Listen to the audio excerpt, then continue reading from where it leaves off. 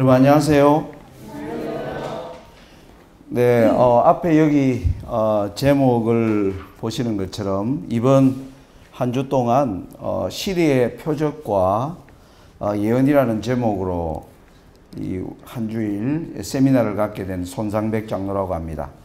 오늘 이 정말 잘 아름답게 잘 단장된 이 별내 행복교회에서 귀한 말씀을 전가할 수 있도록 도와주신 우리 목사님, 여러 성도님들께 감사를 드립니다.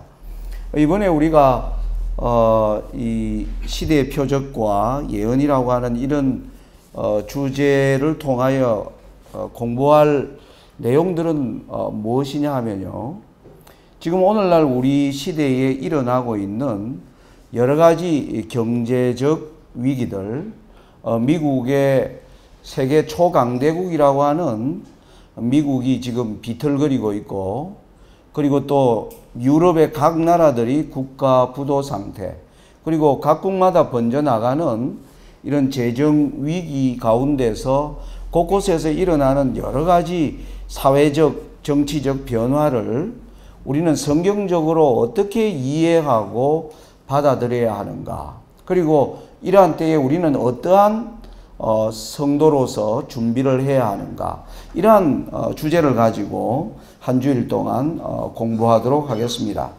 먼저 여러분들이 파워포인트를 좀 보시면, 최근에 2013년 이제 11월이 지금 저물어 가고 있습니다. 이제 달력도 한 장만 더 넘기면 또 2013년이 지나가는데요. 올 한 해를 여러분들이 한번 우리가 가까운 11개월 전으로 여러분들이 좀 돌아가서 생각을 해보시면, 연초에 시작하자마자 2013년이 시작되자마자 전 세계 뉴스의 가장 중요한 이슈가 된 것은 미국의 피스컬 클립 상황이 뉴스의 가장 초점이 되었습니다. 피스컬 클립이라는 말은 여기 그림이 보여주는 것처럼 미국의 대통령이 여기 재정이 절벽 상황에 내몰리게 된 그런 상황을 빗댄 것입니다.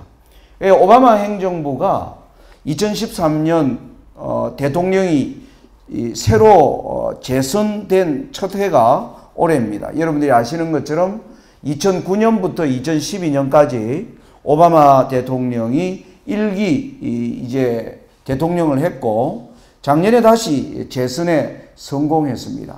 그래서 재선에 성공한 첫 해에 임기를 시작하려고 하는데 행정부에 돈이 없는 거예요. 대통령이 나라를 이렇게 이제 다스리려면 대통령이 1년 예산을 가지고 집행해야 되는데 시작도 하기 전에 돈이 없어서 이 절벽의 상황에 놓였다 하는 것이 올 2013년이 시작되면서 뉴스에 나타난 내용이었습니다. 그리고 나서 오바마 대통령이 2월 15일 날 이제 취임을 했는데요. 취임하자마자 오바마 대통령이 3월 1일 날 첫 법안에 서명을 한 것이 뭐냐 하면 여기 시퀘스트라고 하는 법안에 서명을 했습니다. 여러분들이 시퀘스트라는 말은 어떤 뜻이냐 하면, 여러분들이 집에 가서 영어 사전으로 한번 찾아보시면 sequester 이라고 하는 시퀘스트 법에 오바마 대통령이 2013년 3월 1일 날 대통령이 사인을 했습니다. 이 법안의 내용은 뭐냐 하면 2013년부터 2022년까지 앞으로 10년간이죠.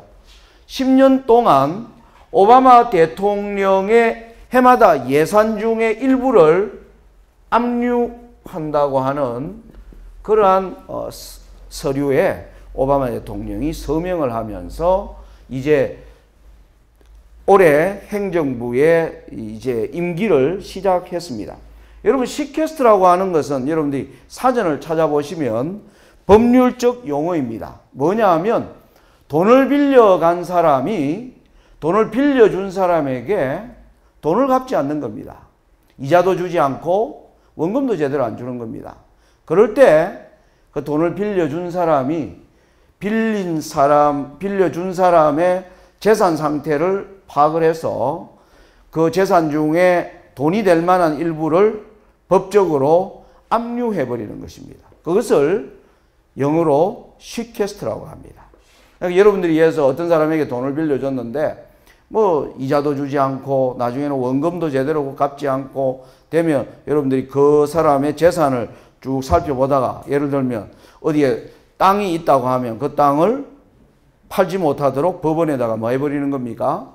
재산을 압류해서 팔지 못하도록 재산권 행사를 하지 못하도록 막는 것입니다. 혹은 그 사람이 좋은 차를 가지고 있다면 차를 팔지 못하도록 압류해버리는 바로 그러한 행위를 영어로 시퀘스트라고 합니다. 오바마 대통령이 지금 임기가 2013년 시작하자마자 이 법에 서명하면서 임기가 시작되었다고 하는 것입니다. 그러면서 계속 언제까지요? 2022년까지. 지금 오바마 행정부는 이 시퀘스트 법에 놓여 있으면서 지금 대통령직을 수행하고 있습니다. 여러분 이게 과연 미국이라고 하는 나라가 도대체 어떤 지경에 왔길래 대통령이 쓰는 돈까지 압류를 당하는가? 그럼 여러분들 아마 이런 질문을 해볼 것이 누가 압류했지? 그것이 아마 여러분들이 궁금해해야 할 것입니다. 우리 재림교인들은 마지막 성경에 예수님의 재림을 알려주는 중요한 성경의 예언 가운데 미국의 역할이 중요한 가운데 놓여져 있음을 우리는 예언을 통하여 알고 있는 사람들입니다.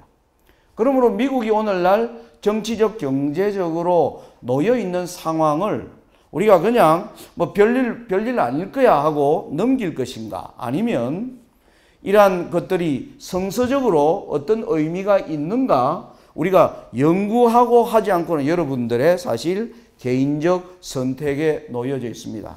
제가 오늘 여러분들에게 한 주일 동안 이런 강의를 하게 되는 것은 이러한 상황은 성경적으로 아주 중요한 의미가 있다고 하는 것입니다. 그것을 이제 제가 이번 한 주 동안 여러분들과 함께 성경의 여러 예언의 아주 비밀스러운 내용들을 우리가 찾아보는 그러한 공부가 될 것입니다. 자, 아무튼 왜 이런 상황이 놓여졌느냐 하면 여러분들이 보시면요. 이것은 미국의 빚이 어떻게 해마다 증가하고 있는 것을 보여주는 중요한 도표입니다. 거기 보면 여기 2001년에 미국의 빚은 5조 8천억 달러였습니다. 이 단위가 조 달러니까 5.8이니까 5조 8천억 달러의 미국의 빚이 부시 대통령이 8년을 임기를 마치던 2008년이 되었을 때는 10조 달러로 빚이 늘어납니다. 그러니까 8년 동안 얼마가 늘었느냐 하면 4조 2천억 달러의 빚이 늘어난 것입니다. 그런데 이제 8년부터 오바마 대통령이 이제 대통령직을 수행했는데 4년의 임기가 끝날 때쯤에는 빚이 16조 원으로 늘어난 것입니다. 부시 대통령 때는 8년 동안에 4조 2천억 달러의 빚이 늘어났는데 오바마 대통령은 4년 만에 6조 달러의 빚이 더 는 것입니다. 지금 현재 미국 빚은 17조 달러를 현재 넘어갔습니다. 17조 달러라면 우리 돈으로 얼마냐 하면 약 2경입니다. 조를 넘어서는 엄청난 헤아릴 수 없는 이러한 빚이 아주 천정부지로 늘어나기 시작하니까 미국 정부에 가장 돈을 많이 빌려준 누군가가 오바마 대통령의 매년 쓰는 살림 중의 일부를 시퀘스트 해버리는 상황 속에 미국이 놓였다는 것입니다.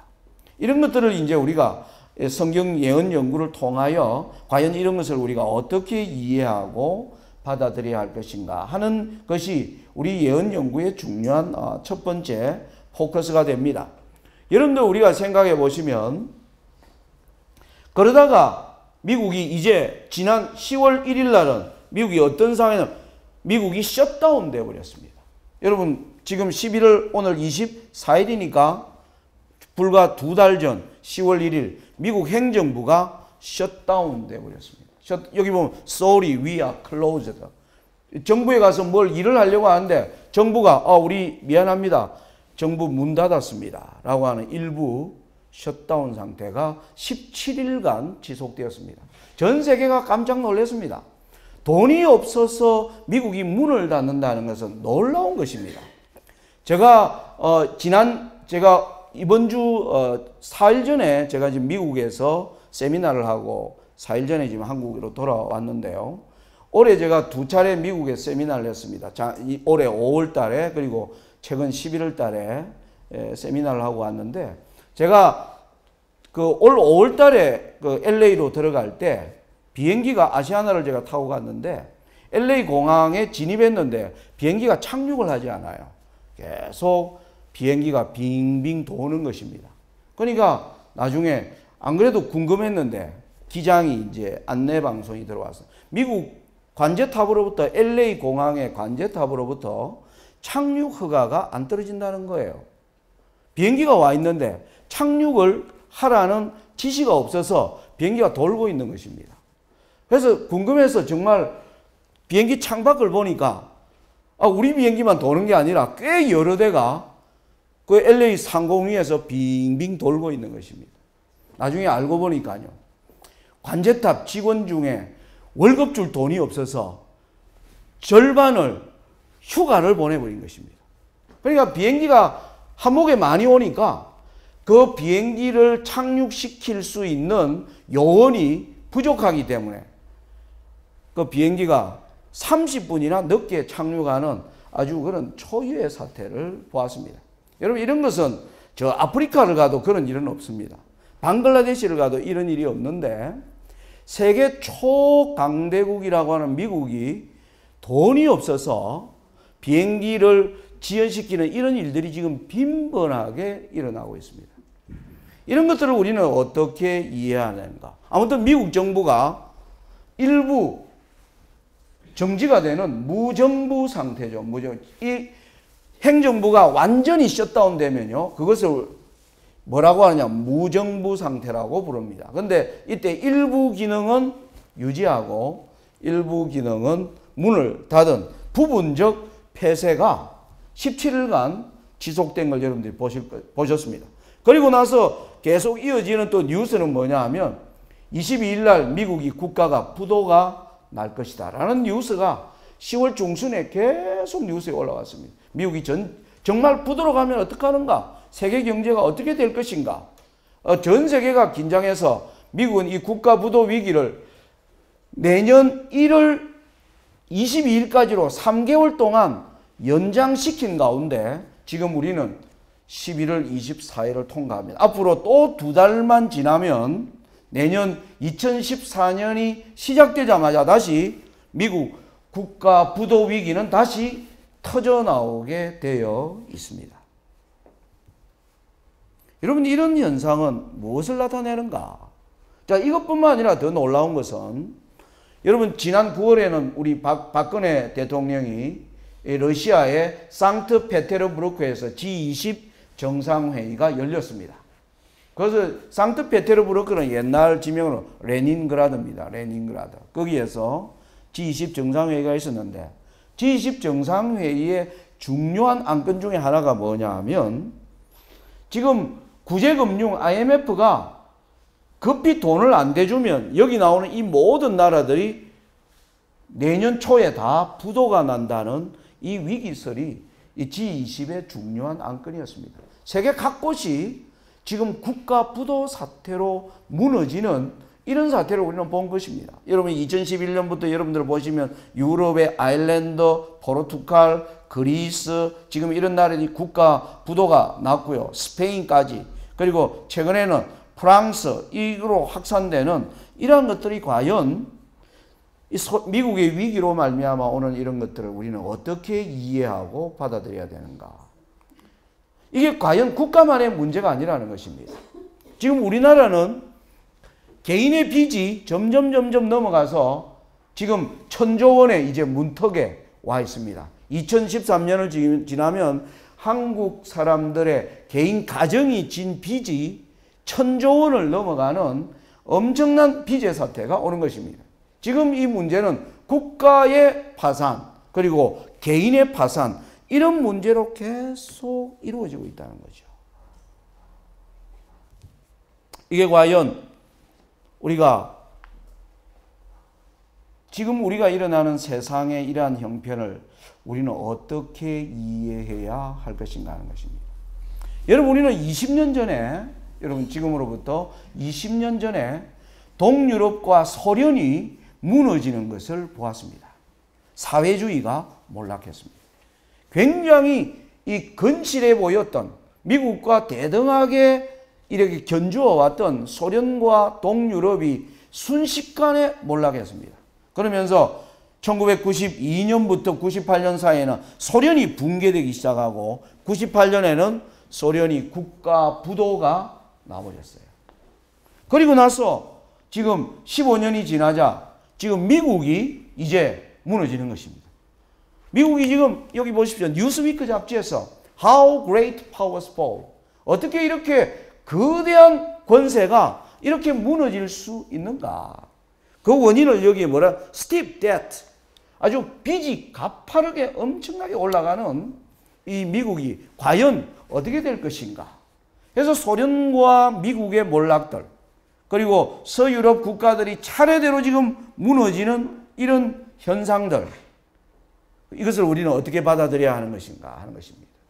지금 유럽의 각국들이 계속 국가의 지금 디폴트 상황으로 계속 내몰리면서 이 국가들이 생존하는 방법은 뭐냐 하면 돈을 지금 찍어서 무너지는 나라에 계속 돈을 갖다 퍼붓는 방식으로 지금 국가들이 유지되고 있는 것입니다. 여러분 생각해 보십시오. 한 개인이 계속 빚이 천정부지로 늘어가는 것입니다. 그런데 빚을 갚지는 못하고요. 여러분 카드를 내가지고 국민은행에 카드 대출을 내고 신한은행 가서 카드 대출 내고 우리은행 가서 내고 계속 친척, 아들, 사위, 며느리 카드 다 모아가 계속 그 빚으로 여러분 메꿔 간다면 여러분 그 집이 조만간에 어떻게 되겠습니까? 무너지겠죠. 세상이 지금 그런 상태로 지금 가고 있다는 것입니다. 오늘날 이런 가운데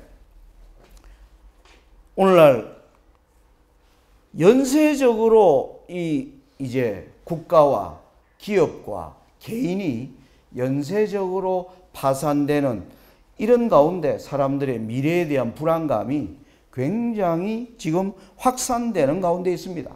최근에 나오는 용어가 이런 용어들이 있습니다. 뭐냐 하면 우리나라에서 나오는 허니문 푸어. 허니문이 여러분 무슨 말입니까? 예, 신혼여행 가서 자칫 잘못하면 아기를 놓으면 가난해진다는 것입니다. 애 놓지 말라는 거예요. 이걸 허니문 푸어라 그럽니다. 왜냐하면 지금 경제가 점점 어렵고 애를 놓으면 애 양육비가 너무 부담이 되어서 부부가 가난에 빠지게 된다. 이걸 허니문 푸어라 그럽니다. 자, 지금 공부하는 학생들을 뭐라고 부르느냐 하면 에듀 푸어라고 그래요. 공부하느라고 빚내는 것입니다. 지금 대학을 졸업한 청년들이 취업은 되지 않고 졸업하자마자 그들이 얻어서 나오는 게 뭐냐면 빚지고 나오는 세상이 되어버려요. 여러분 자주 듣는 말 하우스 푸어라는 말 들어봤죠? 집 가지면 지금 뭐 한다? 집 가지면 가난해진다. 여러분 한국에 요즘 전세값이 놀랍게 올라가는 게 뭐 때문에 그렇습니까? 사람들이 집을 안 가지려고 하는 겁니다. 옛날에는 집을 가지려고 사람들이 발버둥을 쳤는데 지금은 집 가지면 뭐 해진다? 가난해진다. 하우스 푸어. 이런 용어가 생긴 것입니다. 지금 무슨 말이에요? 워킹 푸어. 열심히 일하는데 뭐 한다는 겁니까? 가난해진다는 거예요. 이게 지금 전 사회를 어우르는 현상들입니다. 최근에는 이제 무슨 말인가 리타이어 푸어까지 나왔습니다. 여러분 리타이어가 뭡니까? 은퇴했단 말이에요. 은퇴하면 가난해진다는 것입니다. 일 이제 못하고 직장에서 이제 월급도 받을 수가 없고 은퇴하게 되면 국가에 연금 받아서 의존해야 되는데 국가가 지금 돈이 없으니까 은퇴하는 순간 가난해진다는 것이. 이게 전 세상을 관통하는 중요한 세상의 현상들입니다. 여기에는 뭐가 자리 잡고 있냐면 debt, 빚의 문제가 자리 잡고 있습니다. 온 곳에 빚입니다. 사람들이 집을 사느라고 빚지고 자동차를 사느라고 빚지고 사업하느라 공부시키느라 이 모든 것들이 빚으로 이루어지면서 이 빚에 대한 문제로 국가 부도라든지 이런 현상들이 도미노처럼 일어나는 가운데 사람들이 지금 미래에 대하여 굉장히 지금 뭐하냐면 불안해하고 있는 것입니다.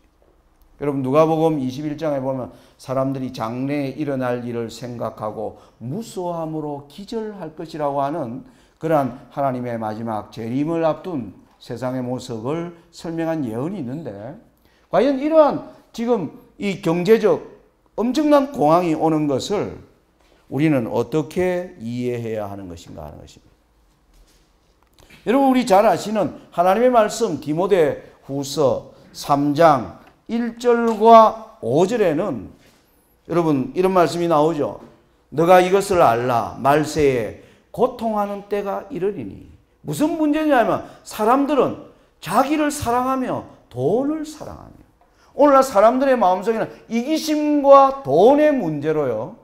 오늘날 말세에 지금 고통의 시대가 이르러 오고 있습니다. 그런데 교회의 문제가 뭐냐면 여기 보면 뒤에 보면 5절에 경건의 모양은 있으나 경건의 능력은 부인하는 자니 이 같은 자들에게서 너가 돌아서라. 오늘날 세상이 이렇게 지금 어두워지고 있는데 하나님의 교회가 이 시대에 빛을 희망을 보여주고 이 시대에 하나님께서 어떻게 이 인류를 위한 피난처를 제공하고 계시는지 교회가 그러한 희망의 메시지를 전해줄 교회가 그러한 기능을 감당하지 못하고 교회는 무기력하고 영적인 침체가 점점 많아지는 이러한 현상이 바로 디모데후서에서 얘기하는 말세의 현상입니다. 오늘날 저와 여러분은 하나님의 교회의 일원으로서 지금 오늘날 이러한 사태에 대하여 과연 교회는 어떻게 이러한 시대를 이해하고 살아야 하는가? 여러분 우리가 오늘 이번 주의 제목으로 정한 시대의 표적 마태복음 16장 3절에 보면 예수님께서 이런 말을 하십니다. 너희가 천기는 분별할 줄 알면서 시대의 표적은 분별하지 못하느냐. 바리새인과 사두개인들에게 하시는 예수님의 말씀입니다. 여러분 오늘 우리는 하루가 내일 비가 올지 태풍이 올지 이런 것들은 일기예보를 통하여 잘 알지만은 오늘 우리 시대에 닥쳐오는 거대한 변화에 대하여 교회가 거기에 대하여 말하지 않고 또 교인들이 거기에 대하여 알지 못하고 그냥 이렇게 살아가는 것이 과연 옳은 것인가 하는 것을 우리는 이번 기간에 진지하게 생각해 봐야 할 것입니다.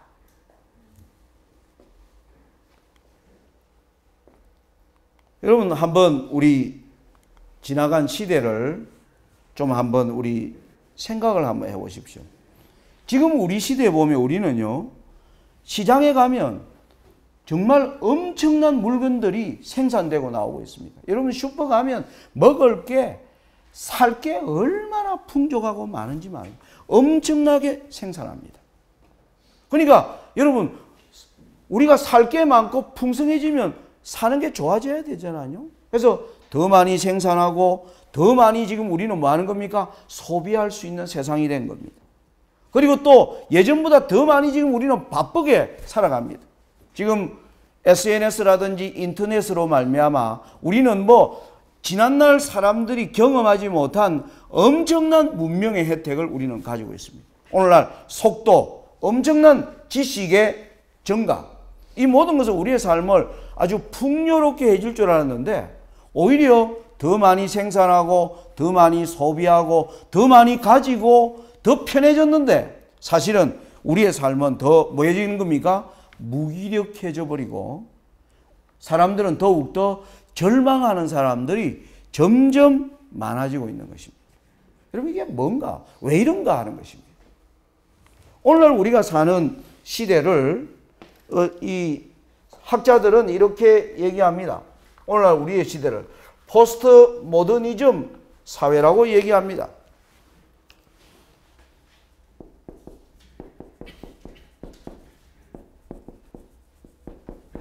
여러분 이 모더니즘이라는 이 말이 무슨 말이냐 하면요.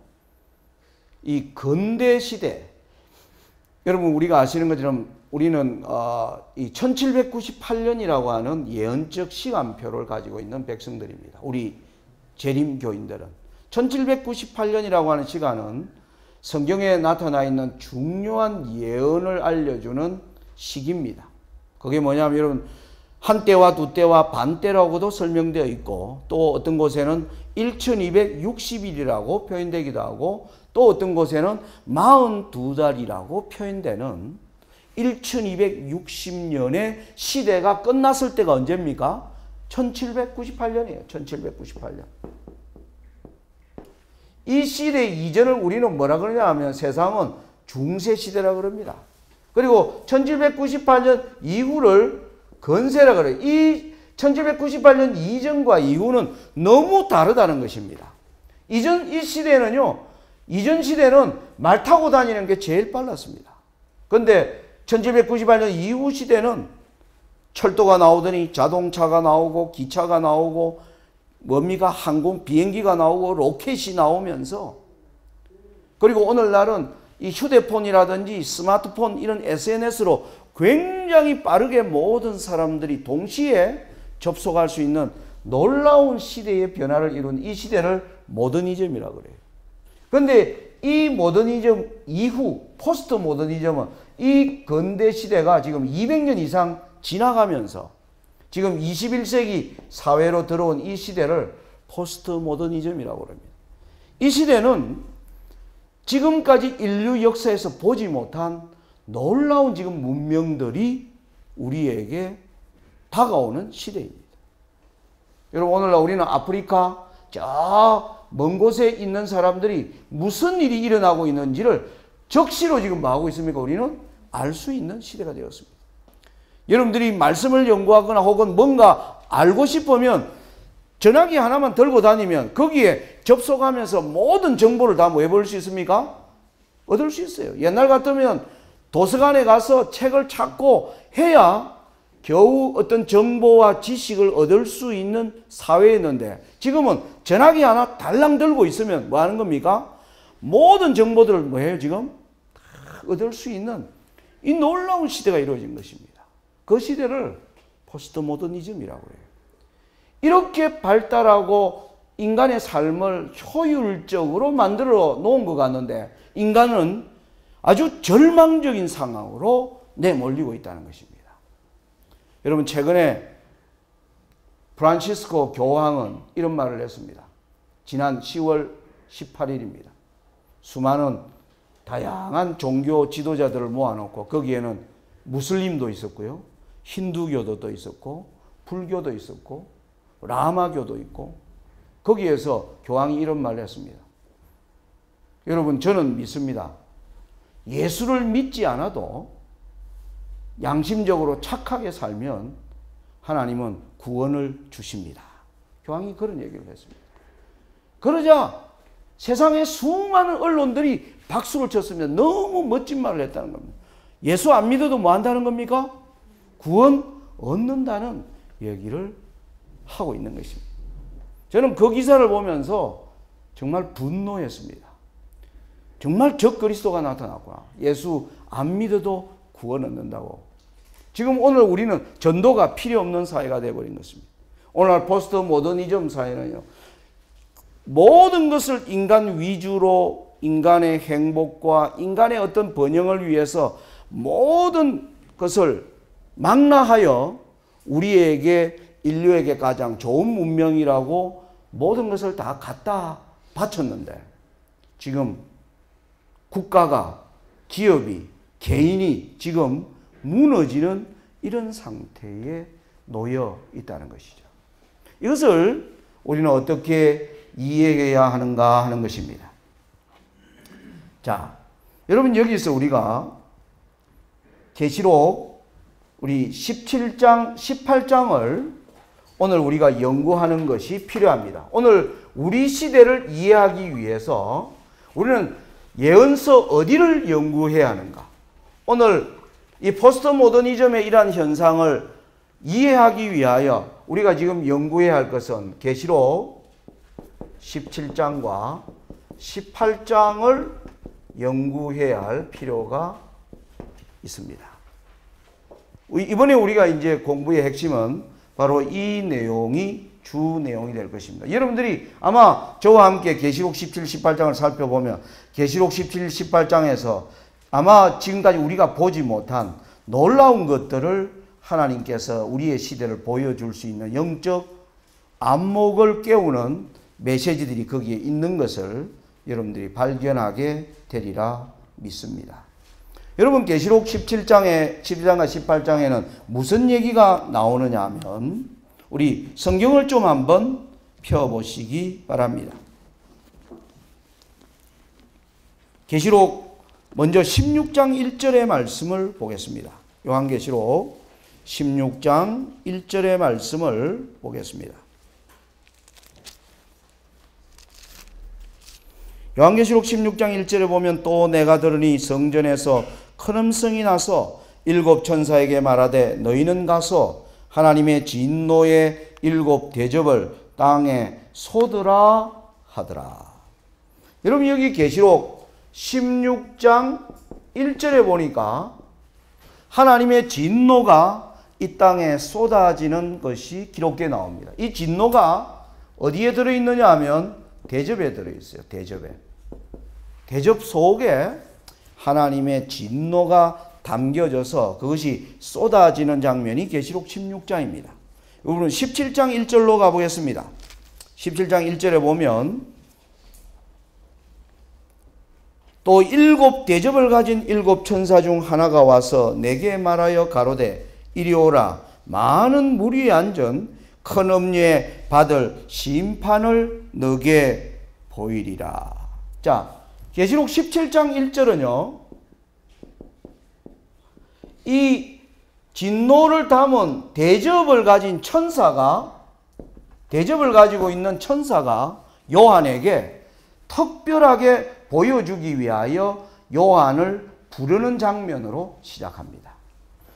계시록 17장의 의미는 무슨 의미냐 하면 일곱 재앙이 내리려고 하는 그 직전에 살고 있는 세상의 모습을 보여주기 위하여 기록된 것이 요한계시록 17장입니다. 여러분들이 우리가 예언을 연구하면서 오늘 하나님께서 이 세상 모든 사람들이 재림 전에 우리는 심판이 있을 것을 믿고 있는 백성들이 바로 우리 제7안식일 예수 재림교회입니다. 여러분들 이번기 우리 가정공과가 제목이 뭡니까? 하나님의 성소에 관한 내용이죠. 그죠? 그 성소 가운데 어제 말고 지난주의 내용이 뭐였습니까? 지난주 내용이. 계속 대속죄일 그리고 뭐 하는 겁니까? 재림전 심판. 그것을 공부한 것입니다.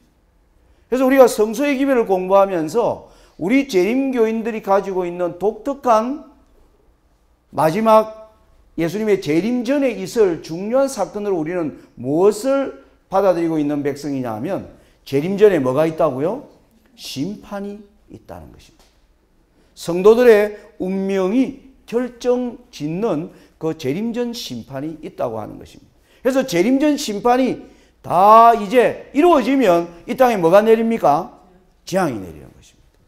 그것이 바로 계시록 16장이 보여주는 것은 바로 여기 재앙을 담은 대접이 부어진다는 말은 재림전 하나님의 심판이 끝나고 드디어 이 땅에 하나님의 이제 자비가 없는 심판이 부어지는 장면이 계시록 16장인데 우리가 방금 본 17장은 이 대접을 가진 천사가 요한에게 특별히 보여주기 때문에 계시록 17장은 이 재앙이 부어지려고 하는 그 직전에 살고 있는 누구를요?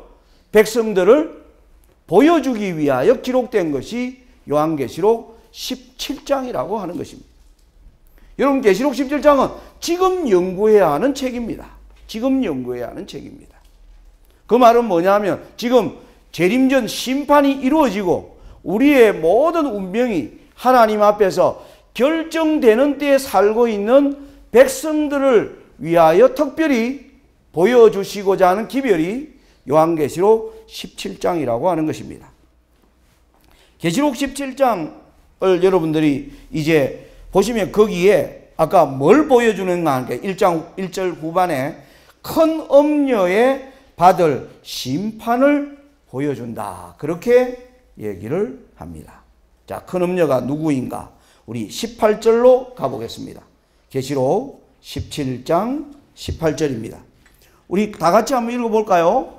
계시록 17장 18절 같이 한번 읽겠습니다. 시작.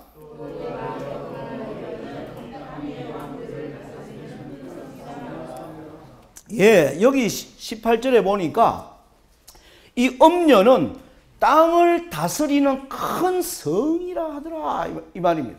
오늘날 포스트 모더니즘 사회 전 세계가 하나의 지금 촌이 되어 버렸습니다. 맞습니까? 안 맞습니까? 지금 하나의 거대한 성과 같은 체제 속에 우리가 지금 살고 있어요. 예전에는 지금처럼 세상이 하나가 안 됐습니다. 제가 이번에 이 미국으로 들어간 인천에서요 LA 지금 가려면 10시간 비행기를 타고 가는 게 여러분 아실 겁니다. 근데 뉴스에 보니까 앞으로 한 3, 4년 안에 2시간 만에 서울에서 LA까지 가는 이 비행기가 나올 것이다. 정말 이제는 뭐 하느냐 하면 아침 먹고 거기 가서 뭐 하는 겁니까? 물론 거기 가면 점심이 아니죠. 이 낮과 밤이 달라지니까. 아무튼 한국 시간으로 본다면 아침 먹고 미국 가서 점심 먹는 그 시대가 몇 년 안에 온다라고 지금 이 비행기 제작 회사에서 그런 얘기들을 하고 있습니다. 지금 온 세상이 뭐냐 하면 하나의 지구촌. 그래서 오늘날은 글로벌이라는 말을 그래서 많이 쓰는 것입니다. 글로벌이 뭐랍니까? 지구촌이라는 뜻이. 그래서 계시록 18장을 보니까 엄녀가 전 세상을 하나의 뭐 하는 겁니까? 시스템으로 만들어 놓은 것입니다. 그래서 우리는 그 가운데서 지금 수많은 것들을 향유하고 누리고 하는데 아까 서론에 얘기한 것처럼 우리는 점점 가난해지고 부의 가치는 몰락하고 이런다는 거죠. 그래서 계시록 17장이 엄녀를 보여주는데 이 엄녀는 전 세상을 하나로 만들어 놓은 어떤 시스템을 보여주는데 큰 성 바벨론이라 부른다. 이렇게 기록이 되어 있다는 것입니다. 계시록. 자, 그러면서 우리 17장 아까 1절에 보니까 이 엄녀가 받을 심판이 기록되어 있었어요. 그럼 심판은 뭘까요? 우리 먼저 16장 19절을 먼저 보겠습니다. 계시록 16장 19절 보시면 하나님의 마지막 재앙이 내릴 때 7째 재앙이 내리는 게 17절에 나옵니다. 7째가 그 대접을 솟는데 19절로 가면 거기에 보면 큰 성이 세 갈래로 갈라지고 그렇게 나오죠. 만국의 성들도 무너지니 큰 성 바벨론이 하나님 앞에 기어가신 바 되어. 그래서 마지막 심판이 큰 성 바벨론이 세 갈래로 갈라지는 것입니다. 그런데 아까 우리 계시록 17장으로 가니까 엄녀는 뭐라고요? 엄녀는 큰 성 바벨론이다. 자, 그런데 큰 성 바벨론의 심판이 18장에 보면 또 이렇게 나옵니다. 18장 10절입니다. 18장 10절 보면 그 고난을 무서워하며 멀리 서서 가로되 화 있도다 화 있도다 큰 성 견고한 성 바벨론이여 일시간에 너 심판이 이르렀다 하리로다. 그렇게 이제 심판이 이르는데 18장 우리 17절로 가보겠습니다. 거기에는 뭐라고 했느냐면 그러한 부가 일시간에 뭐 했도다? 망하였도다. 오늘날 우리가 지금 부의 붕괴를 보는 것입니다. 오늘날 돈의 가치가 붕괴하는 것입니다. 여러분 요즘 뭐 미국과 일본이요.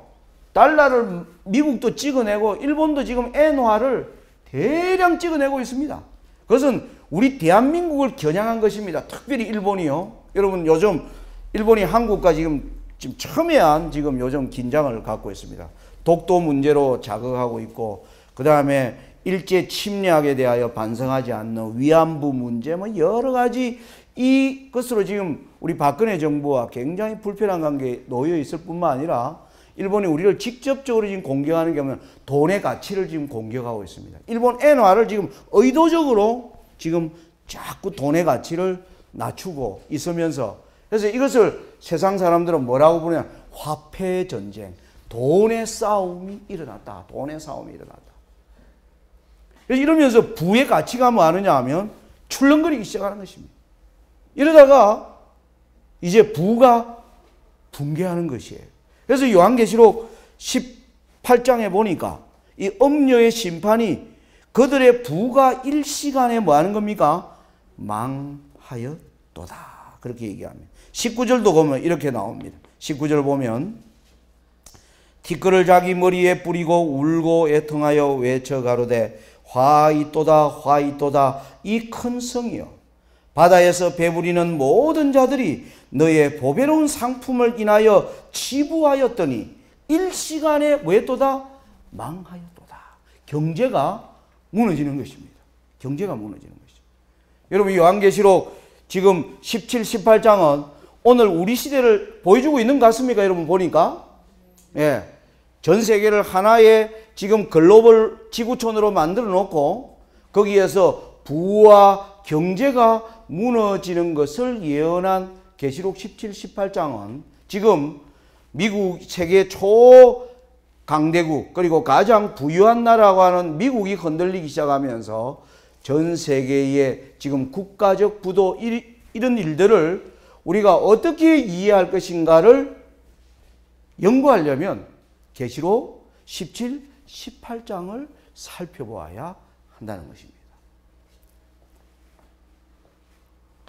자, 그러면 이제 계시록 17장 내용을 제가 먼저 요약을 좀 해드리도록 하겠습니다.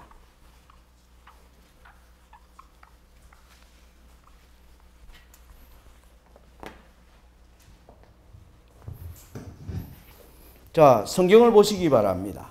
성경 보시면 1절과 2절에는 이 엄녀의 잔에 취해버린 세상의 모습이 나옵니다. 12장 1절 2절 보면 2절 읽어보겠습니다. 땅의 임금들도 그로 더불어 음행하였고 땅에 거하는 자들도 그 음행에 포도주에 취하였다 하고, 그래서 계시록 17장 1절과 2절은요 엄녀에게 미혹된 세상을 보여줍니다. 엄녀에게 미혹된 세상입니다. 미혹되어 놓으니까 세상이 지금 어떻게 돌아가는지 모르는 것입니다. 경상도 말이에요. 아무것도 모르는 사람을 똥인지 된장인지도 모른다. 이런 좀 극단적 표현이 있습니다. 세상 돌아가는 걸 너무 모르는 사람을 향하여 하는 말이 똥인지 된장인지 구별을 못한다. 이런 표현을 합니다. 오늘날 음료의 잔에 취해버린 세상은요, 이 세상이 지금 왜 이렇게 되고 있는지, 그리고 어디로 흘러가는지 사람들이 지금 알지 못하고 살아가고 있습니다. 아까 서두에 말씀드린 것처럼 세상은 몰라도 누구는 알아야 합니까? 하나님의 교회는 알아야 합니다. 교회는 이 세상에 비치는 등불이 되어야 합니다. 왜 세상이 이렇게 가고 있는지, 그리고 이 세상에서 우리는 어디를 향해서 그러면 눈을 들어 가야 하는지, 교회가 그러한 방향을 제시해 주는 사명을 교회가 가져야 하는데, 교회도 세상과 똑같이 비틀거리면서 걸어가고 있다는 거죠. 왜 그렇습니까? 음녀에게 미혹되어 있기 때문이라는 것입니다. 자, 그러면서 이제 3절로 가보겠습니다. 17장 3절에 보면 성령께서 요한을 데리고 어디로 갑니까? 광야로 갑니다. 광야로. 이게 중요합니다. 잘 기억하십시오. 여기서 성령이 등장하세요. 하나님의 영께서 요한을 데리고 광야로 데리고 갑니다. 근데 광야에서 요한이 보니까 여자가 붉은빛 짐승을 타고 있는 모습으로 나타납니다. 읽어보겠습니다. 곧 성령으로 나를 데리고 광야로 가니라. 내가 보니 여자가 붉은빛 짐승을 탔는데 그 짐승의 몸에 참람된 이름들이 가득하고 그 7머리와 10뿔이 있으며 그 여자는 자줏빛과 붉은빛 옷을 입고 금과 보석과 진주로 꾸미고 손에 금잔을 가졌는데 가증한 물건과 그의 음행에 더러운 것들이 가득하더라. 그 이마에 이름이 기록되었으니 비밀이라, 큰 바벨론이라, 땅의 음녀들과 가증한 것들의 음이라 하였더라. 또 내가 보매 이 여자가 성도들의 피와 예수의 정인들의 피에 취한지라. 내가 그 여자를 보고 기이 여기고 크게 기이 여기니. 자, 여러분 3절부터 6절까지의 내용은 어디서 하나님이 요한을 어디로 데리고 갔습니까? 예, 광야로 데리고 갔습니다. 광야로 데리고 간 거예요. 이게 이제 어떤 의미인지 이후에 설명합니다. 여러분이 잘 기억해 놓으세요. 광야로 데리고 갔는데 거기서 뭘 봤느냐 하면 여자가 짐승을 타고 있는 겁니다. 여자가 짐승을 타고 있어요. 근데 타고 있는 여자가 보니까 아주 각종 비싼 것으로 단장을 하고 거기에 잔을 가지고 있는 거예요. 이 술잔을 가지고 있는데 그 술잔에는 아주 각양의 아주 더러운 것들이 들어있는 그런 데 보니까 나중에 보니까 거기에는 성도들의 피가 가득 들어있어요. 이 여자가 이 피를 마시고 지금 뭐 했는가 하니까 취해 있어요. 피를 이미 마시고요. 취해 있는 거죠. 그래서 요한이 이 장면을 보고 너무 지금 기이하게 여기는 장면이 3절부터 6절까지의 내용입니다. 자, 어디에서 보여줬다고요? 광야에서. 뭘 봤다고요? 여자가 짐승을 타고 있는 모습으로 보여주셨습니다. 누가요? 성령께서. 이게 포인트가 되겠습니다. 자, 그 다음에 이제 7절부터 갑니다.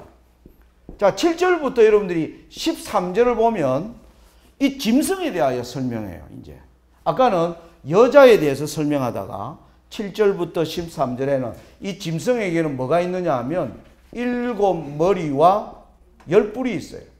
7머리와. 그래서 7머리와 10뿔에 관하여 설명하는 것이 7절부터 13절까지입니다. 제가 한번 읽을 테니 여러분이 눈으로 따라오시기 바랍니다. 천사가 가로되 왜 기이히 여기느냐? 내가 여자와 그의 탄바 7머리와 10뿔 가진 짐승의 비밀을 너게 이르리라. 너가 본 짐승은 전에 있었다가 시방 없으나 장차 무저갱으로부터 올라와 멸망으로 들어갈 자니 땅에 거하는 자들로서 창세 이후로 생명책에 농명되지 못한 자들이 이전에 있었다가 시방 없으나 장차 나올 짐승을 보고 기이히 여기리라. 지혜 있는 뜻이 여기 있으니 그 7머리는 여자가 앉은 7산이요 또 7왕이라.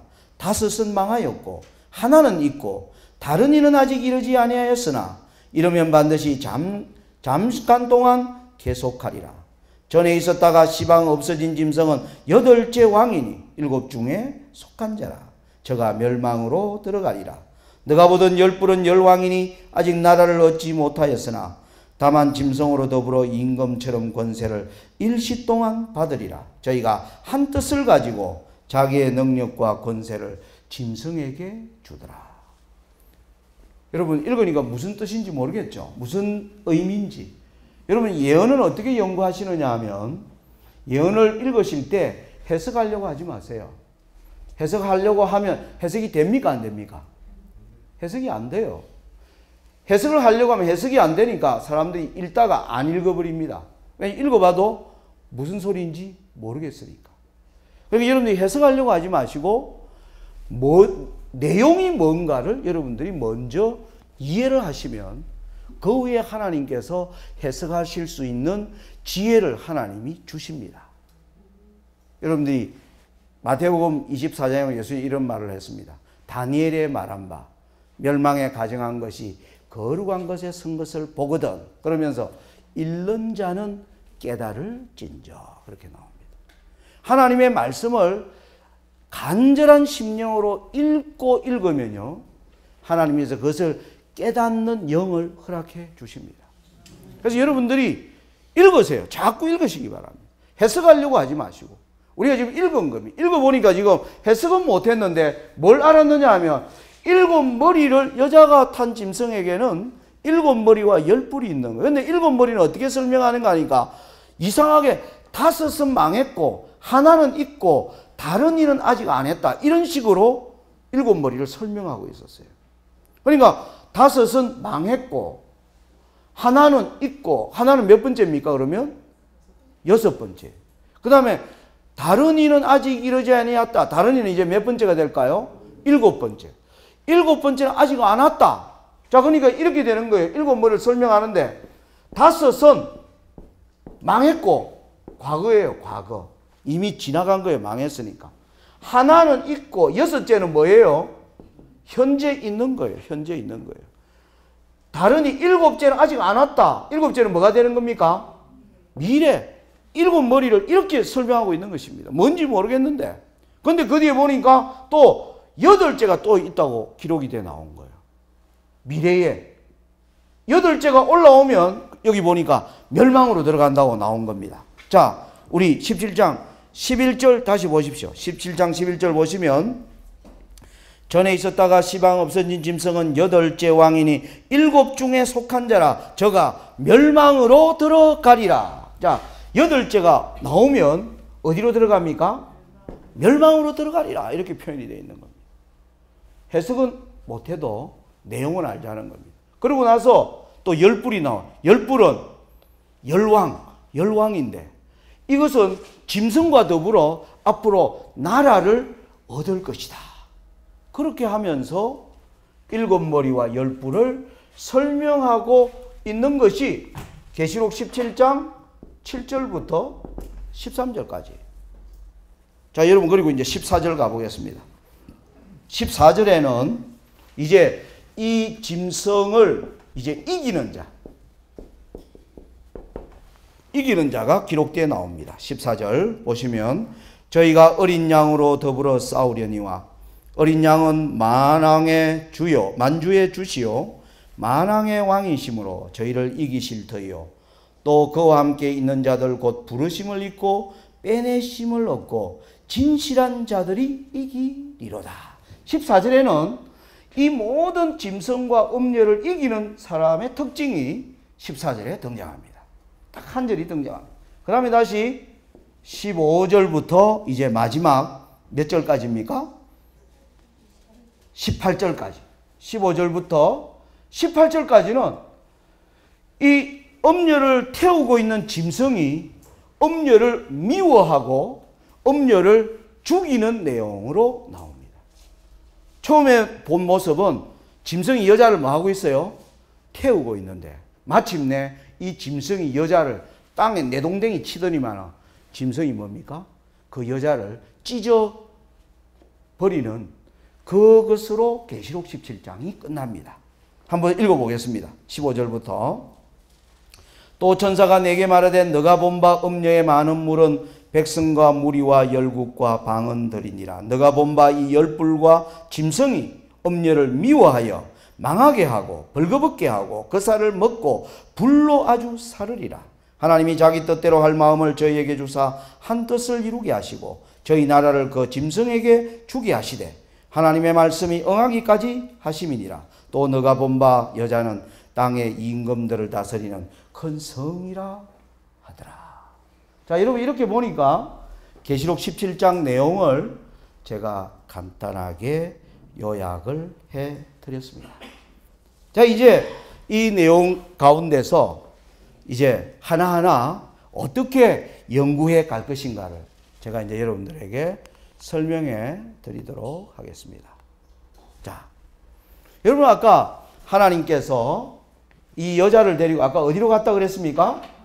예, 광야로 갔어요. 광야로. 자, 이 광야의 의미가 뭔가 하는 것입니다. 성경은 성경으로 풉니다. 그렇죠? 자, 요한계시록에서 여러분들이 보면 광야라는 단어가 나오는 곳은 요한계시록은 22장까지 있습니다.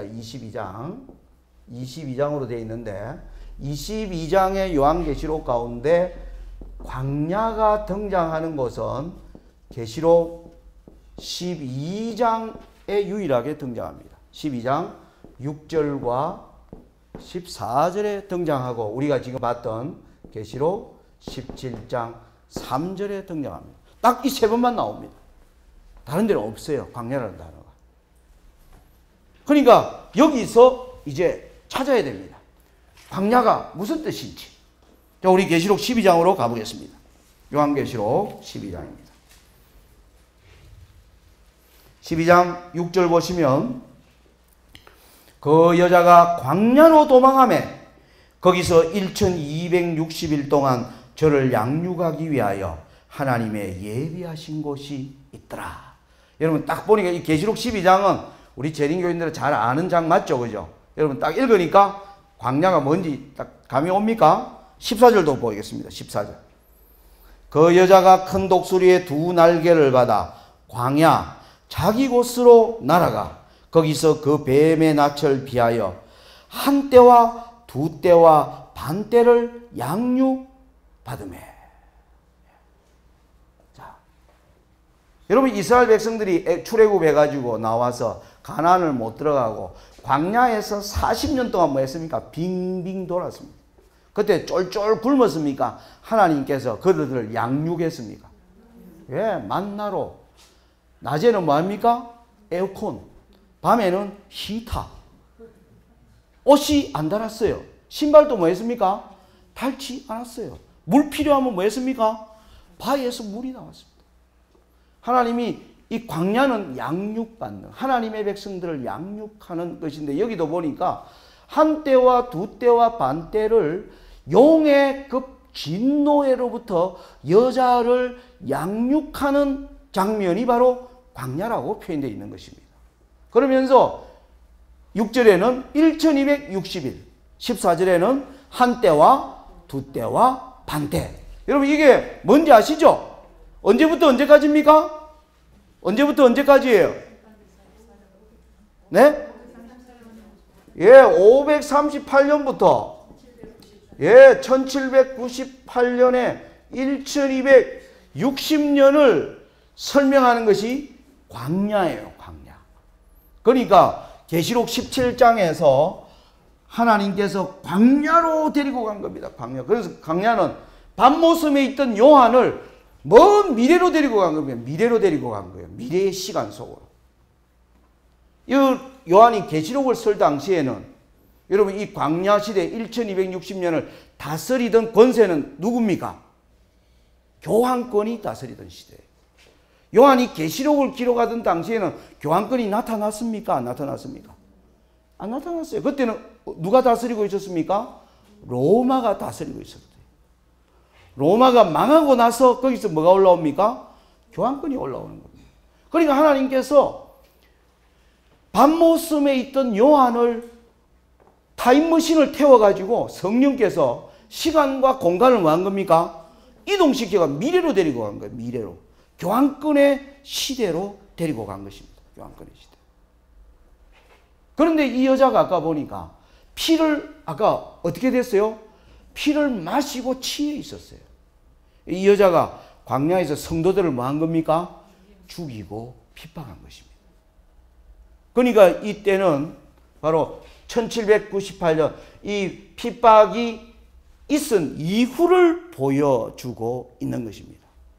이후로 데리고 간 거예요. 그래서 요한계시록은 바로 1798년이 기준입니다. 기준. 요한계시록 17장은 1798년 이전의 세상은 요한계시록 17장에서 뭐예요? 과거예요. 과거. 1798년 이후는 뭡니까? 현재예요. 현재. 요한계시록. 그렇게 요한계시록 17장을 연구하셔야 합니다. 그런데 오늘날 많은 사람들이 이런 관점을 보지 않고 이게 밤모섬에서 기록되었으니까 요한계시록 17장의 현재는 밤모섬 당시가 아니겠느냐. 많은 사람들이 그렇게 성경을 연구해 왔어요. 근데 그것이 아니에요. 하나님께서 광야로 데리고 간 것입니다. 자, 근데 광야 시대가 아까 1260년의 시대를 보여줬는데, 자, 여기를 보시면 더 정확해집니다. 보세요. 뭘 봤습니까? 여자가 짐승을 타고 있는 모습으로 하나님이 보여주신 거예요. 여러분, 광야 시대의 모습이 뭐냐요? 아까, 자, 여러분, 다시 말씀드리면 538년부터 1798년인 이 1260년의 기간의 특징은 뭐냐 하면 여자가 짐승을 타고 있는 장면이라는 거예요. 여러분, 성경에서 여자는 뭘 나타냅니까? 예언에서 여자는 교회, 짐승은요? 국가예요, 국가. 그러니까 여자가 짐승을 타고 있는 것은 교회가 국가를 지배하고 있는 모습이에요. 교회가 국가를 뭐 하고 있는 겁니까? 지배하고 있는 거예요. 이게 여자가 짐승을 타고 있는 모습입니다. 실제로 중세시대가 뭐였느냐 하면 교회가 국가를 지배했던 시대였습니다. 교황이 지배했던 중세시대에 영국이라든지, 여러분 오늘날의 영국은 그 당시 앵글로색슨이라고 하는 나라였습니다. 프랑스는 프랑크였고요. 이런 유럽의 모든 왕들이 누구에게 지배를 받고 있었습니까? 교황의 지배를 받고 있었어요. 그래서 1260년을 뭐냐 하면 교회가 국가를 뭐한 시대요? 교회가 국가를 지배했던 기간이에요. 교회가 국가를 지배했어요. 여러분, 중세시대의 철학이 뭐냐 하면 중세시대의 사상은 신국입니다. 신국. 하나님의 나라가 이 땅에 임하였다. 교황권이 그렇게 가르쳤어요. 중세시대에 어떻게 교회가 국가를 지배했느냐 하면 교황권은 그 당시 중세시대 백성들을 향하여 하나님 예수 그리스도께서는 하늘을 통치하시고 이 땅에 대한 통치는 누구에게 주었다? 교황에게 주었다. 그래서 세상은 누가 다스린다는 겁니까? 교회가 세상을 다스린다는 거예요. 그러니까 정부는 어디로 들어오느냐 하면 교회 밑으로 들어오는 것입니다. 그래서 여러분들 중세에는 이 대학을 가면요, 중세 대학에는 학문이 딱 4가지밖에 없었습니다. 제일 첫째 학문이 신, 그 다음에 두 번째가 교회, 그리고 국가, 네 번째가 법. 요걸 연구하는 게 대학에 가면 이걸 배워요. 신은 어떤 분이시냐? 그리고 신이 교회에 어떤 권세를 주었느냐? 그리고 교회는 어떻게 합법적으로 국가를 지배하는가? 그리고 이 모든 것에는 또 뭐가 있어야 됩니까? 법이 있어야 하는 거예요. 이게 중세시대의 사상이었습니다. 그래서 교회가 국가를 지배했던 시대예요. 그러니까 하나님이 거기에서 여자가 짐승을 타고 있는 모습으로 하나님이 우리에게 보여주고 계신 것이었습니다. 이해되십니까? 자,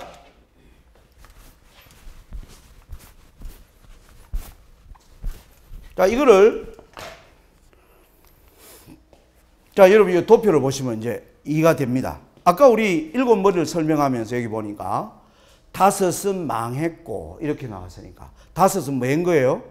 과거예요, 과거. 그죠? 망했으니까. 그리고 하나는 있어요. 이게 뭐가 되는 겁니까? 현재가 되는 거예요. 그리고 또 아직 이러지 아니했으니까 미래가 과거, 현재, 미래로 이루어져 있는데 나중에 보니까 현재는 하나가 있어요. 6번째가 현재입니다. 그리고 7번째는 아직 안 왔으니까 뭐가 되는 겁니까? 미래가 되는데 나중에 보니까 8째도 있어요. 그러니까 미래에는 또 하나가 더 있는 거예요. 8째가 있는 것입니다.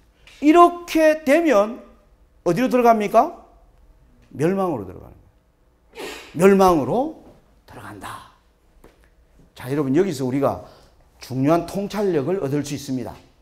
자, 여러분 여기 생각해 보세요. 여러분들이 이 재림이라고 하는, 재림은요, 하나의 여행입니다. 여행. 우리는 하늘 가나안으로 가는 여행객 맞습니까? 예. 이 땅에 우리는 그래서 나그네다. 베드로가, 여러분들 베드로 전서에 보면 흩어져 있는 나그네들에게 편지하노니, 베드로서를 펴면 베드로가 그렇게 백성들에게 얘기합니다. 우리는 이 땅은 잠시 머물다 가는 곳입니다. 어디를 가기 위하여요? 하나님께서 우리를 위하여 주시고자 하시는 하늘을 향하여 가는 여행객입니다. 그런데 여러분, 여행을 떠나는데 이 재림이라고 하는 여행은 아무도 가보지 않은 여행이에요. 아무도 가본 사람 있는 분 손 한번 들어 보십시오. 아무도 가보지 않았어요.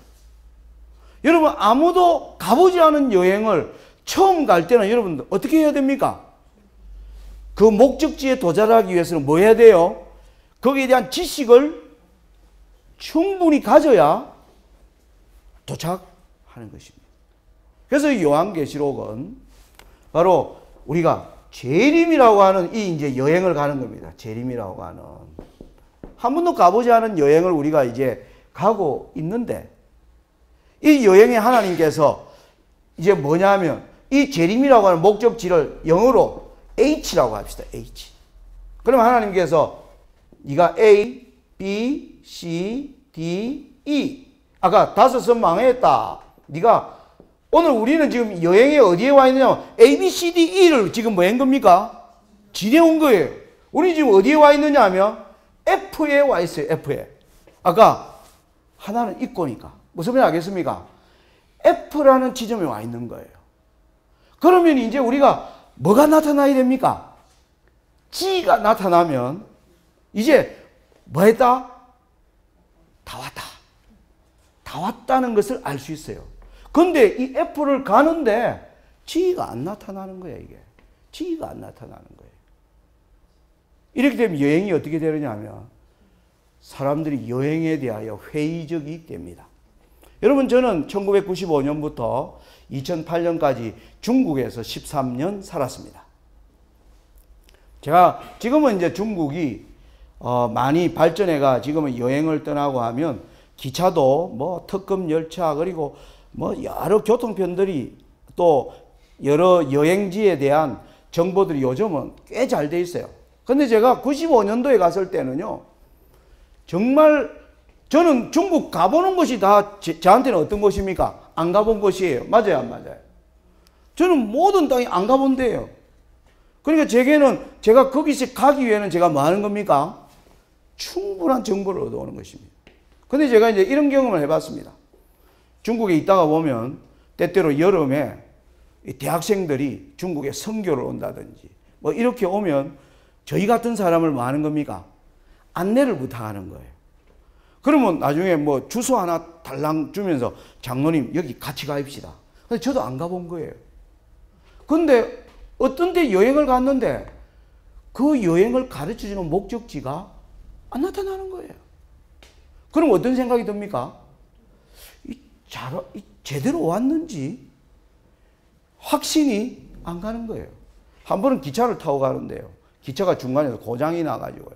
기차가 16시간을 안 가는 겁니다. 중국말도 안 되죠. 제가 그때 중국말 짧을 때요. 근데 그 당시 알아듣는 말이 마샹이라는, 마샹은 곧 간다는 뜻이에요. 언제 가냐면 마샹, 곧 간대요. 근데 안 가요. 2시간이 지나도 안 가요. 그렇게 되면 사람들이 같이 따라온 여행객들이 저를 의심하기 시작합니다. 저 손장로가 지금 우리를 제대로 뭐하고 됐고 가는가 하는 의심을, 눈치를 보면요. 욕은 안 하지만 딱 눈치를 보면 저를 안 믿는 게 딱 표가 나요. 왜? 답을 안 해줘요. 장로님은 언제 가요? 나도 모르니까. 모르겠다. 좀 기다려봐라. 나중에 불신이 생깁니다. 여러분, 오늘날 우리 재림교인들이 왜 예언을 연구하지 않는 줄 아십니까?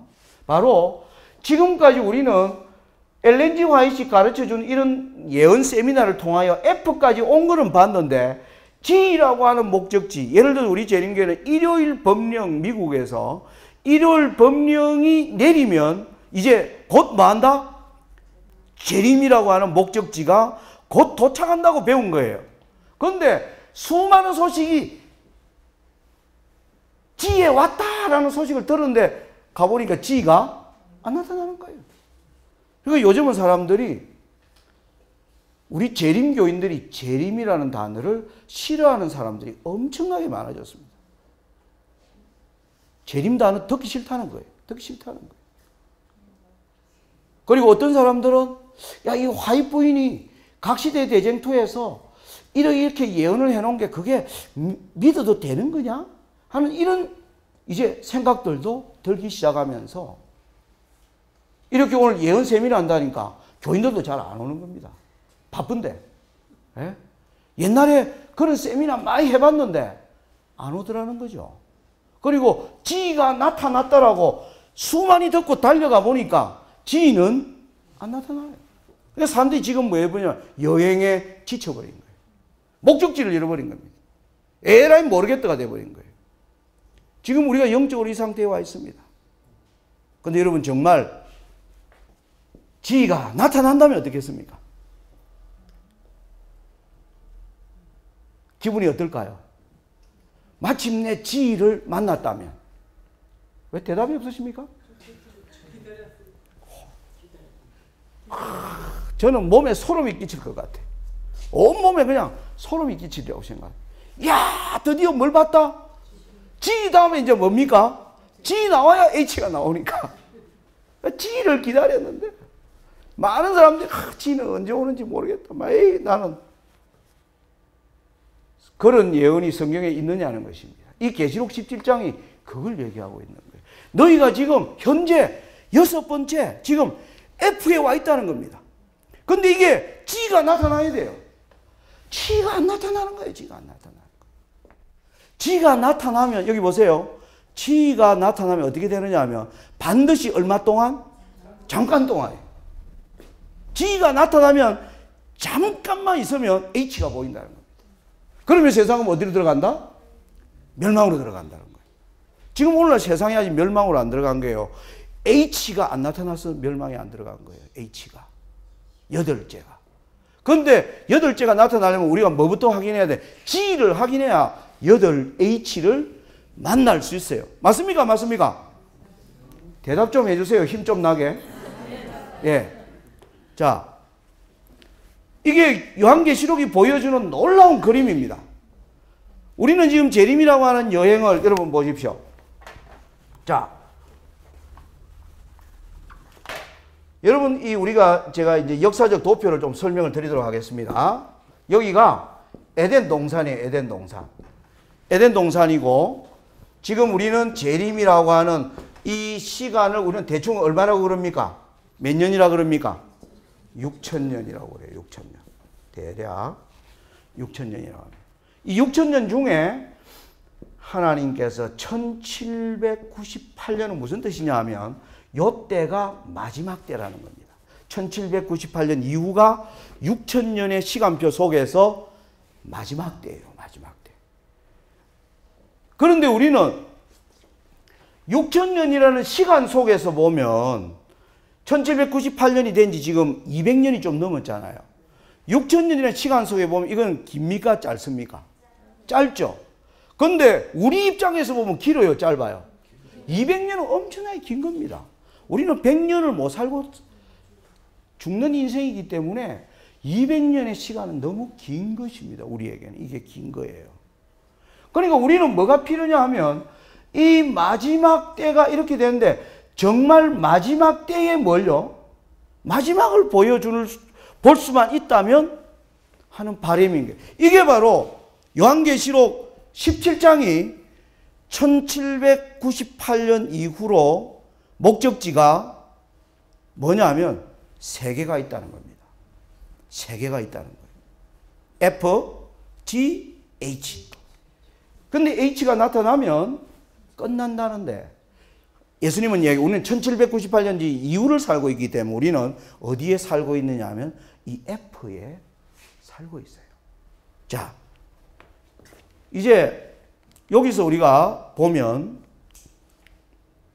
여러분 다니엘서의 예언을 보시면요. 우리는 하나님이 이 세상에 일어나는 나라를 다니엘에게 예언하는 장면을 봅니다. 거기 보면 첫째 나라가 바벨론이 등장하고요. 두 번째는 어느 나라 등장합니까? 페르시아가 등장합니다. 세 번째는요, 그리스가 등장해요.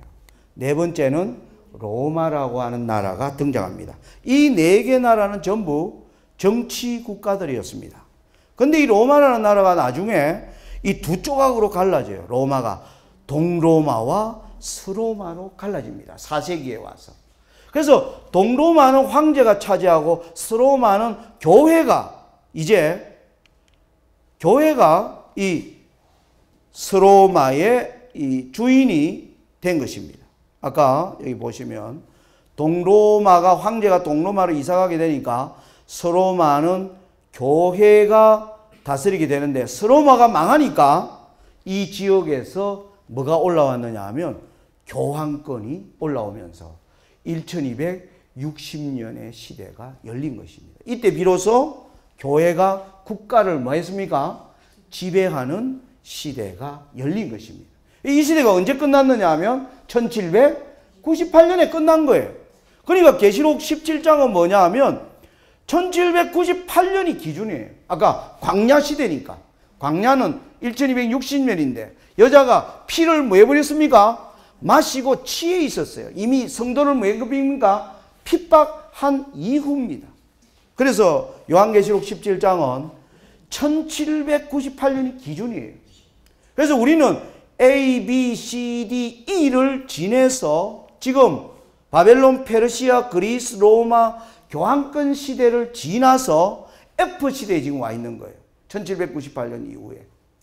F 이후에 뭐 한다는 겁니까? G가 나타나고 H가 나타나면 드디어 세상은 멸망으로 들어간다 라는 것이 요한계시록 17장이 보여주는 그림이라고 하는 것입니다. 자, 화이트보이는 이런 표현을 했습니다. 여러분 같이 한번 다 보이십니까? 같이 한번 읽어볼까요? 좀 박자를 맞추어서 읽어주시기 바랍니다. 시작.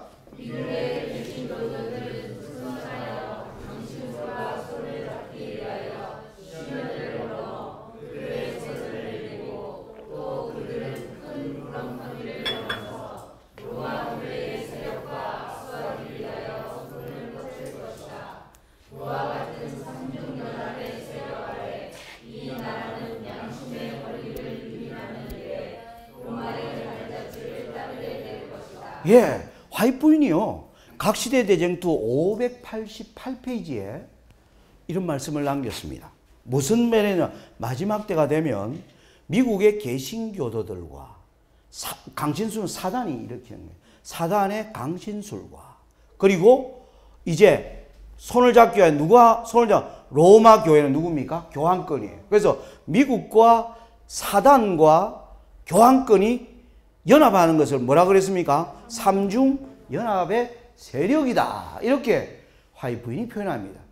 이 연합이 이루어지면 이제 뭐냐 하면 세상은 마지막 이제 환란으로 들어가게 될 것을 설명하고 있다는 거죠. 자, 그런데 이 그림을 이제 삼중연합을 여러분들이 딱 생각하면서 계시록 12장을 다시 보세요. 자, 다섯은 망했고 그 뒤에 몇 개가 일어나는 겁니까? 하나, 둘, 셋. 삼중연합. 여러분 여기 여섯째, 일곱째, 여덟째는 삼중연합을 보여주고 있는 것입니다. 드디어 하나가 있는데, 자, 이게 지금 있는 거예요. 여기 있는데 한 놈이 와서 이것과 연합하는 것입니다. 연합이 되고 또 하나가 뭐 하는 겁니까? 여덟째가 연합하게 되면 세상이 멸망으로 들어가는데 이 연합이 여섯째와 일곱째가 연합이 이루어지고 여덟째가 연합이 이루어지는 요 사이에 하나님께서 기간을 말씀하셨어요. 그게 뭐냐 하면 반드시 얼마 동안? 잠깐 동안이라고 하는 기간을 말씀하고 계세요. 자, 이제 오늘은 제가 서론적인 부분이지만 여러분들에게 결론 좀 자세한 설명은 내일부터 하게 됩니다. 내일부터 하게 되는데, 오늘은 제가 이 개괄적인 의미를 여러분들에게 이제 먼저 쭉 그림을 보여드리는 것입니다. 다시 설명드리면, 우리는 하나님께서 바벨론 시대부터 하나님은 이 세상에 하나님을 대항하는 나라가 어떻게 일어날 것을 바벨론 시대부터 하나님은 보여주셨어요. 그런데 우리는 그 나라들이 일어나는 바벨론, 페르시아, 그리스, 로마 교황권의 시대가 지난 1798년 이후에 마지막 때를 우리는 살아가고 있는데, 이때에 한 세력이 지금 등장한 겁니다. 이 여섯째인데, 이 여섯째와 일곱째가 뭐 하는 겁니까? 결합을 하게 돼요. 표현이 보세요. 하나는 있고 다른 이는 아직 이르지 아니하였으니. 그러니까 한 개가 있는데 거기에 다른 이가 뭐 하는 겁니까? 거기에 와서 이제 힘을 합한다는 의미입니다. 하나는 있고 다른 이는 아직 이르지 아니하였다. 그래서 이 둘이 드디어 뭐 하는 겁니까? 연합을 이루면 드디어 여덟 번째가 또 뭐예요? 연합을 이루게 되면 뭐 한다? 멸망으로 들어간다. 그런데 이 여섯째와 일곱째가 연합하고 여덟째가 연합하려는 때는 기간이 말씀되어 있는데, 반드시 얼마 동안?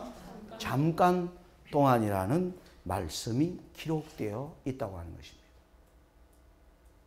자, 제가 결론을 말씀드리면 지금 우리가 어느 때 살고 있느냐 하면, 저는 우리가 지금 여기에 살고 있습니다. 일곱째가 이미, 여섯째와 일곱째가 이미 연합한 시대에 우리는 들어갔습니다. 아마 여러분들 막 어떻게? 내일부터 제가 이제 증명해 드립니다. 지금 우리는 아까 얘기했지만 F를 지나갔다가 G를 기다렸는데 드디어 G가 나타났어요. G가. 그런데 사람들이 모르고 있단 말입니다. 여러분, 제가 예를 들어서 여기 집사님 데리고 가는데 G 안 나타난다고 맨날 칭얼대고 울고 있는 거예요. 근데 그러면 내가 G 나타나면 아이고 울게 내버리고 가는 게 옳습니까? 두드려 깨워야 됩니까? 두드려 깨워야죠. G 나타났어. 짐 싸라. 이제 가자. 저는 이 심정으로 지금 강연하러 다닙니다. 제가. 예. 여러분들 그걸 성경적으로 풀어서 보여드리겠다는 것입니다. 여러분들 다른 분들 좀 데리고 오시겠습니까? 네. 예, 그렇게 해주시면 정말 좋겠습니다. 자, 이런 때를 이 요한계시록이 보여주는 중요한 그림이라고 하는 것입니다. 자, 이제 오늘 시간이 많이 되었기 때문에 아까 우리가 보았던 이기는 자가 뭔지 보겠습니다. 계시록 17장 14절. 그걸 보고 오늘 말씀을 마치겠습니다. 자, 이러한 지금 세상 사람들이 지금 오늘날 우리가 어느 때에 와 있는지를 모르는 이유는 음료의 잔에 지금 사람들이 뭐에 있다고요? 취해 있는 것입니다.